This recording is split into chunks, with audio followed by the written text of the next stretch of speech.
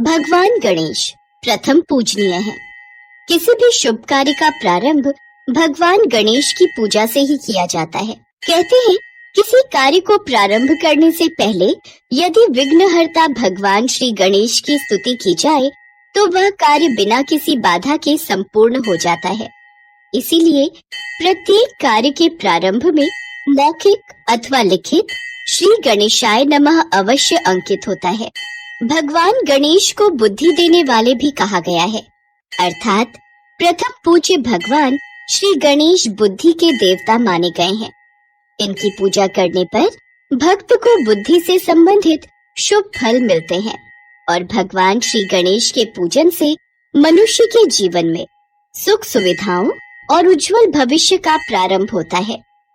भगवान गणेश की बुद्धिमानी की अनेक कथाएं पुराणों में प्रचलित हैं, जिनमें से एक कथा के अनुसार एक बार भगवान गणेश ने अपनी बुद्धिमत्ता का परिचय इस प्रकार दिया कि सभी देवताओं सहित स्वयं उनके भाई कार्तिकेय भी उनकी बुद्धिमानी की प्रशंसा करने से नहीं चूके।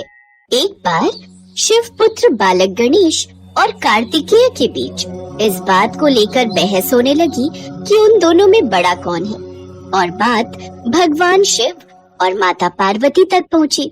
उस समय नारद मुनि भी वहां उपस्थित थे। पिताश्री, मैं गणेश से बड़ा हूँ, पर ये बात ये मानने को तैयार ही नहीं है।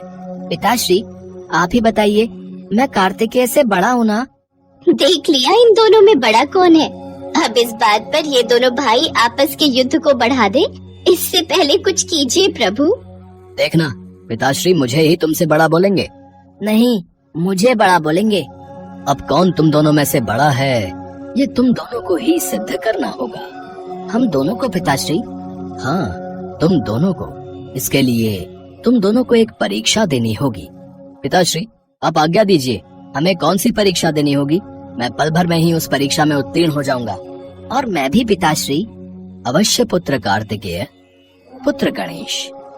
परीक्षा ये है कि तुम्हें एक कार्य दिया जाएगा और वो कार्य होगा पृथ्वी की परिक्रमा करने का।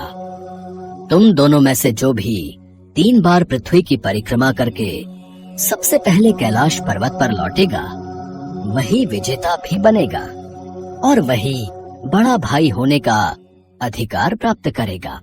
फिर तो विजेता मैं ही बनूंगा। माताश्री, पिताश्री, मुझे आशीर्वाद दीजिए। नारायण नारायण। बालक कार्तिकेय ने तो पृथ्वी की परिक्रमा करनी प्रारंभ भी कर दी। बालक गणेश, आप किस सोच में डूब गए? अब कुछ नहीं, मैं भी बस परिक्रमा प्रारंभ ही कर रहा हूँ। कार्तिकेय तुरंत अपने दिव्य वाहन मोर पर सवार हुए और आकाश में उड़ते हुए 3 बार पृथ्वी की परिक्रमा करने लगे। भगवान गणेश जानते थे कि वो भारी हैं और उनकी सवारी चूहा कार्तिकेय के मोर जितना तेज नहीं दौड़ सकता। अगर वो दुनिया का चक्कर लगाते हैं तो अपने भाई को कभी नहीं हरा पाएंगे। पुत्र गणेश, तुम पृथ्वी की परिक्रमा में नहीं जा रहे हो क्या? माताश्री, मैं वही तो प्रारंभ कर रहा हूँ। देवी पार्वती, हमारे दोनों ही पुत्र बहुत बुद्धिमान और होनहार हैं। हमारा पुत्र गणेश इस समय जरूर कुछ और ही विचार मन में सोच रहा है। इसके पश्चात गणेश जी ने अपने हाथ जोड़े और अत्यंत भक्ति के साथ अपने माता पिता के समक्ष चक्कर लगाने लगे। उन्होंने 3 बार परिक्रमा की और जीत के पुरस्कार की मांग की। माताश्री, ये प्रतियोगिता तो मैंने जीत ली। मैं तो ये परिक्रमा कब की पूरी कर चुका। पर पुत्र, तुम दुनिया भर में तो गए ही नहीं।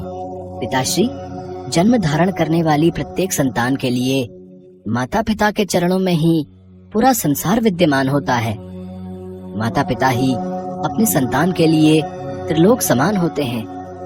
माताश्री के आंचल की छांव और आपके स्नेह की गोद मेरे लिए पूरी पृथ्वी के समान है, जहां आप दोनों की सेवा करने से मुझे सर्व सुख प्राप्त होते हैं। मेरा लाल, मेरा गणेश। पार्वती, वेद पुराण के हिसाब से गणेश की बात सही है, इसलिए गणेश को ही बड़ा भाई माना जाएगा। अद्भुत पुत्र गणेश, आप तो अति बुद्धिमान हैं। महादेव, अब तो ये बात मेरे साथ साथ सभी देवी देवता भी मानेंगे कि बाल गणेश बुद्धि के दाता हैं। वो देखिए, बालक कार्तिकेय भी परिक्रमा पूर्ण करके आ चुके हैं। माताश्री, पिताश्री, मैं पृथ्वी की परिक्रमा करके लौट आया हूँ और मैंने सब कुछ सुन भी लिया है। वास्तव में गणेश अति बुद्धिमान होने के साथ साथ अति होनहार भी है, इसलिए ये प्रतियोगिता गणेश ने ही जीती है। कार्तिकेय ने भी गणेश की बुद्धिमानी की सराहना की। वे भी बालक गणेश की बुद्धिमानी से बहुत प्रसन्न हुए। भगवान शिव की इस योजना से दोनों भाइयों के बीच चल रही इस बहस का सदा के लिए अंत हो गया।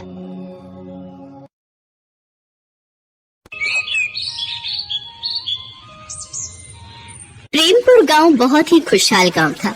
अपने नाम की तरह ही इसमें रहने वाले सभी लोग एक दूसरे के साथ बहुत ही प्रेम भाव से रहते थे। बारिश भी समय पर होती थी, जिससे अच्छी फसल हो जाया करती थी। अगर कोई रोग बीमारी आती भी तो जल्दी ही लोग उससे छुटकारा भी पा लेते थे। सभी जगह खुशहाली ही खुशहाली थी और इस खुशहाली की वजह थी प्रेमपुर गांव में बना दुर्गा माँ का मंदिर। उस मंदिर में दुर्गा माँ की भव्य मूर्ति थी। सभी गांववासी हर रोज मंदिर जाकर उस मूर्ति की पूजा किया करते थे। एक दिन गांव का मुखिया सबसे कहता है, सभी गांव वाले मेरी बात ध्यान से सुनो। सालों साल चली आ रही परंपरा के अनुसार इस साल भी हम सब गांव वाले माता के मंदिर में बड़े धूमधाम से भव्य जागरण करेंगे। मैंने दुर्गा माँ के लिए शहर से नए कपड़े भी ऑर्डर कर दिए हैं। गांव की महिलाओं द्वारा माँ को नया लाल जोड़ा पहनाया जाएगा और उनका श्रृंगार भी किया जाएगा। साथ ही उनकी पूजा के लिए हर घर से थोड़ा थोड़ा दूध, घी उस दिन माँ को अर्पित किया जाएगा, समझे? अपने गांव पर दुर्गा माँ की विशेष कृपा है, इसीलिए सभी उस रात जागकर दुर्गा माँ का जागरण करेंगे। जागरण की तारीख आज से ठीक 1 महीने बाद की निकली है। आप चिंता मत कीजिए मुखिया जी, हर साल की तरह इस साल भी हम माता का जगराता बड़े धूमधाम से करेंगे। सभी गांववासी जागरण वाले दिन का बड़ी बेसब्री से इंतजार कर रहे थे। लेकिन जागरण से ठीक 20 दिन पहले की बात है। आधी रात का समय था। तभी गांव की रहने वाली सबसे बुजुर्ग महिला सावित्री काकी अपने हाथ से ढोल पीटती हुई और चिल्लाती हुई घर से बाहर आई। गांव वालों, जल्दी बाहर आओ, बहुत बड़ा अनर्थ हो गया है। अरे जल्दी बाहर आओ। ढोल की आवाज सुनकर सभी लोग बाहर आए। उसके बाद काकी ने जो लोगों को कहा उसे सुन सभी गांव वाले हैरान रह गए। अरे ये कैसी बातें कर रही हो काकी, पर ये कैसे संभव है? बेटा, मैंने तो जो सपने में देखा वही तुम लोगों को बताया, और जब से मैंने ये सपना देखा है तब से मैं भी यही सोचकर परेशान हूँ कि भला ऐसा कैसे हो सकता है कि हमारी दुर्गा माँ जंगल के बीचों बीच बने उस बरगद के पेड़ के नीचे कैद हो। पर हमारी माँ तो काफी शक्तिशाली है। चलो माना कि वो उस पेड़ के नीचे कैद है, लेकिन वो तो स्वयं भी बाहर आ सकती है ना? छोटे से बिट्टू की बात सुनकर सभी सोच में पड़ गए। बेटा, वही तो मैं भी कह रही हूँ, लेकिन माँ ने कहा है कि वो सिर्फ अपने भक्तों के द्वारा ही बाहर आ सकती है। सभी गांववासी काकी की बात को सुनकर हैरान तो थे, लेकिन गांव की सबसे बुजुर्ग महिला की बातों को नजरअंदाज भी तो नहीं किया जा सकता था ना। इसीलिए सभी लोगों ने बिना वक्त गवाए उसी रात जंगल जाकर वो बरगद का पेड़ काट डाला और उसके नीचे खुदाई शुरू कर दी। 2 घंटे खुदाई करने के बाद जो गांव वालों ने देखा उसे देख सभी हैरान रह गए। देखा, मैं न कहती थी हमारी दुर्गा माँ कैद है इस पेड़ के नीचे। सभी लोगों ने देखा तो उनकी आंखों के सामने साक्षात दुर्गा माँ थी। उनकी 10 भुजाएं थी, उनके चेहरे पर एक तेज था और चेहरे पर मुस्कान थी। गांव वालों ने उन्हें पालकी में बिठाया और जोर जोर से माता का जयकारा लगाते हुए अपने गांव के मंदिर की ओर चल दिए। जोर से बोलो जय माता दी, सारे बोलो जय माता दी, मिलकर बोलो जय माता दी, जय माता दी, जय माता दी। कुछ देर बाद उन्होंने पालकी लाकर मंदिर में रख दी। तभी दुर्गा माँ उनसे बोली, मेरे बच्चों, तुम लोगों की भक्ति ही मुझे यहाँ खींच लाई है। अब मैं तुम लोगों के बीच ही रहना चाहती हूँ, और अब जब मैं साक्षात तुम लोगों के सामने ही हूँ तो अब मेरे इस मंदिर में रखी मूर्ति की कोई जरूरत नहीं है। तुम इसे बहते पानी में विसर्जित कर दो और मुझे उस मूर्ति के स्थान पर विराजमान होने की जगह दो। माता की आज्ञा पर लोगों ने उस सैकड़ों साल पुरानी मूर्ति का विसर्जन कर दिया और साक्षात माँ को उस स्थान पर बिठाकर उनकी पूजा करने लगे। जागरण से कुछ पहले घटी इस घटना ने गांव में भक्ति का एक अलग ही वातावरण लाकर रख दिया था। कल तक जो मूर्ति की पूजा करते थे वो अब साक्षात माँ की पूजा करते हैं। लेकिन माता के स्थापित होने के 2 दिन बाद ही उस गांव में तरह तरह की घटनाएं घटने लगी। लोगों के बीच प्रेम भाव खत्म होने लगा, घरों में चोरियां होने लगी, बुजुर्गों का अपमान होने लगा। सुनो जी, बहुत कर लिया मैंने तुम्हारे बूढ़े माँ बाप की सेवा, अब बस और सेवा पानी नहीं होती मुझसे। या तो तुम उन्हें कहीं छोड़ाओ, नहीं तो मैं तुम्हें छोड़कर जा रही हूँ। अरे तू क्या, मैं खुद इन बुड्ढों से परेशान हो चुका हूँ, अभी मैं उन्हें बाहर का रास्ता दिखाता हूँ। बिरजू अपने कमरे से बाहर जाता है और अपने बूढ़े माँ बाप को धक्के मारकर बाहर निकालने की कोशिश करता है। हेलो, निकलो अब यहाँ से। बेटा, कुछ तो हम पर रहम खा, अपने बूढ़े माँ बाप को कौन इस उम्र में घर से बाहर निकालता है। बेटा, बाहर तो बहुत तेज बारिश हो रही है, आधी रात को हम इस बारिश में कहाँ जाएंगे, हमें कल सुबह तक का वक्त दे दो, सुबह होते ही हम चले जाएंगे। अजी, ये सब तो इन बुड्ढों का बहाना है, मैं कहती हूँ निकालो इनको लात मारकर बाहर। ये सिर्फ एक घर की कहानी नहीं थी, बल्कि हर घर में यही चल रहा था। भाई भाई से लड़ रहा था और बहन बहन से, औरतों के साथ जबरदस्ती की जा रही थी। लोगों के खेतों में आग लगकर उनकी सारी फसल खराब हो रही थी। कुएं का पानी सूख चुका था, लेकिन दुर्भाग्य का सिलसिला यही नहीं थमा और लोगों की अचानक मौत तक भी होने लगी। एक दिन सरिता की 5 साल की लड़की की अचानक से मौत हो गई। हाय मेरी बच्ची, ये क्या हो गया तुझे? उठ, अपनी माँ से बात कर मेरी बच्ची। लोगों को कुछ समझ नहीं आ रहा था कि आखिर गांव में ये अशुभ घटनाएं हो क्यों रही हैं, जबकि अब तो दुर्गा माँ साक्षात उनके गांव में विराजमान है। छोटे से दुर्गा भक्त बिट्टू के दिमाग में भी ये बात बार बार आती थी, लेकिन वो माँ का ध्यान करता रहा। लेकिन एक रोज उसके पापा का भी अचानक निधन हो जाता है। पापा, पापा, उठो ना पापा, अब मेरे साथ कौन खेलेगा, उठो ना पापा। लेकिन वो नहीं जानता था कि अब उसके पापा कभी नहीं उठेंगे। बिट्टू और उसकी माँ का रो रो कर बुरा हाल था, लेकिन गांव का कोई भी व्यक्ति उनका दुख बांटने नहीं आया। बिट्टू और उसकी माँ ने अकेले ही बिट्टू के पिता को अग्नि दी और उसका अंतिम संस्कार किया।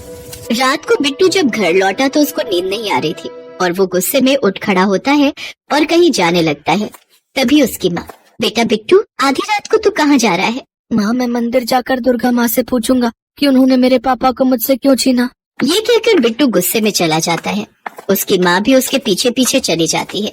वो दोनों रात को ही माता के मंदिर गए, जबकि माता की आज्ञा के अनुसार कोई भी रात को मंदिर नहीं आ सकता था और जो कोई भी ऐसा करेगा उसे माता के क्रोध का शिकार होना पड़ेगा। लेकिन उन दोनों को तो जैसे इस बात की परवाह थी नहीं।